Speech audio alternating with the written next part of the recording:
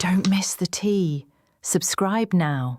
Oh my God, girl, pour yourself a massive glass of wine. No, actually, just bring the whole bottle over here.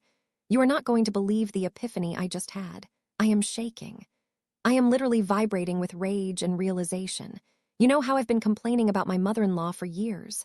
How I always tell you she's just off. Tacky. A little socially oblivious. Well, scratch that. She isn't oblivious. She's a mastermind. A petty, manipulative, passive-aggressive mastermind. And it took me 8 freaking years to crack the code. So we finally opened the Christmas gifts, right? The chaos has settled, the wrapping paper is in the trash, and I'm sitting there looking at what she got me. And there it was, again, the price tag. But wait, don't roll your eyes yet, I know what you're thinking. Oh, maybe she forgot. Old people forget to take tags off all the time. No, you have to listen to the specific kind of tag it is. It wasn't the store sticky tag, you know, the orange one from Marshall's. It was the manufacturer's tag, the MSRP.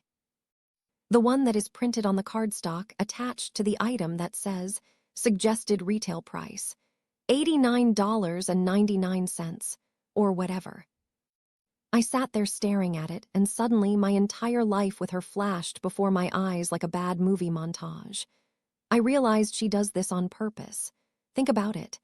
If you leave a price tag on by accident once, sure. Twice. Okay, you're forgetful. But for 8 years, every single gift, that is a statistic impossibility, okay? And here is the kicker. She never, ever gives a gift receipt. She typically rips off the store's internal price tag, probably because she bought it on sale, but she meticulously leaves the MSRP tag intact. She wants me to see currency. I tried to view it through a compassionate lens, but no. It is so much darker than that. It is manipulative and it is aggressive. Let me tell you about the stickers. This is the detail about my mother-in-law that sent me over the edge. I was remembering this sweater she got me a couple of years ago. The price tag was a sticker directly on the box. And girl, she had scratched off the store's discount sticker, but she had stopped scratching exactly where the original price was printed.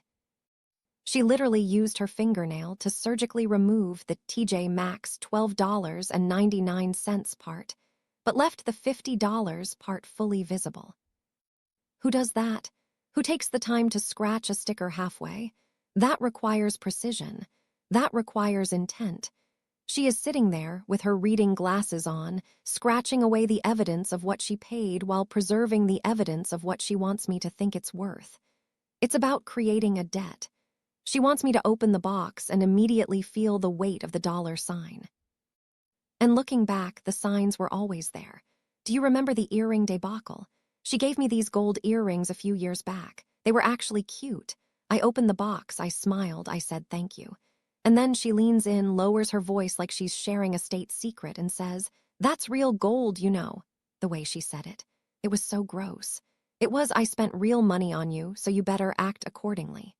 And the joke is on her because they were gold-plated. But the moment she said that, it stripped all the joy out of it. It made the gift feel dirty. But the worst instance, the absolute pinnacle of this insanity, was the baby bouncer. I am getting heated just thinking about this again. So this was when my daughter was an infant. We decided, against our better judgment, to travel for Christmas. We spent thousands of dollars on flights, rental cars, airport food, baggage fees, all to bring her grandchild to her. They had bought us this electric bouncer for the baby to use while we were there. It was a nice gesture, theoretically, but practically, it was a trap. The second we walked in the door, the interrogation began. Her and her husband cornered me. "Do you like it? Does the baby like it? How much do you use it?" Girl, I'm not kidding. They wanted a user review. They wanted a 5-star Yelp essay delivered verbally on repeat. They made sure to drop hints about how they spent a whole $200 to $250 on this bouncer. Every time the baby made a noise, it was, "Put her in the bouncer. It was expensive. She'll love it." The truth, the baby hated the damn bouncer. She screamed every time we put her in it. But did I say that? No, I lied through my teeth to keep the peace. But they were getting angry. They were visibly annoyed that I wasn't gushing enough. They wanted me to be falling over myself, weeping, kissing their feet because they bought a piece of baby gear. They wanted me to grovel. I'm sitting there, jet-lagged, exhausted from dragging a stroller through TSA, having spent literally 10 times the cost of that bouncer just to get my body into their living room, and they are acting like they just paid off my mortgage. It was so insulting, and the crazy part is, their obsession with that bouncer didn't even end once we flew home. I kept thinking, my dude, we spent thousands to come here. We disrupted our entire lives to bring you this baby for the holiday. Stop being so gross and crass about money. They wanted me to feel indebted to them over a bouncer. A bouncer. It's absurd. And even after we got home, I sent a thank you card. Was that enough? Of course not. The next time we talked, they brought it up again, fishing for more praise. It's like they have a hole in their soul that can only be filled by other people acknowledging how much money they spent. It's just, what kind of person does that? It's not about the gift. It's never about the gift. It's about power. If she leaves the tag on that says $150, she feels like she has purchased $150 worth of control over me. She feels like she has bought the right to make comments, or the right to be praised, or the right to be the matriarch who provides. It's manipulative and it's nasty behavior.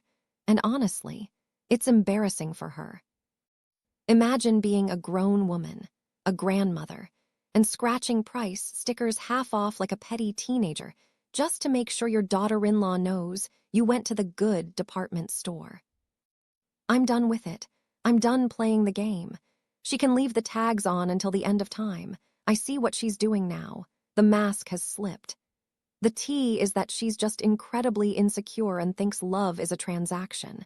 But seriously, can you believe the sticker scratching? That is the part that haunts me. The dedication, the pettiness. I need another glass of wine. This woman is going to be the death of me.